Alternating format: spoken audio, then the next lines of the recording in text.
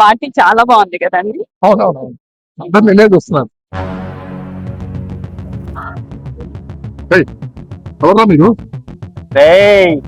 Madam bag చాలా పెద్దదిగా ఉంది.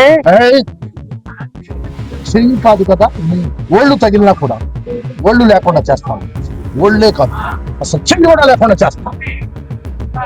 అన్నం తినడానికి ఇంకో చెయ్యి లేకుండా చేస్తాను. వాడికి చెయ్యి లేకుండా చేస్తానని చెప్పాను, నీకు కళ్ళు లేకుండా చేస్తాను. వాడి చెయ్యితో పాటు నేను కళ్ళు కూడా పట్టాను.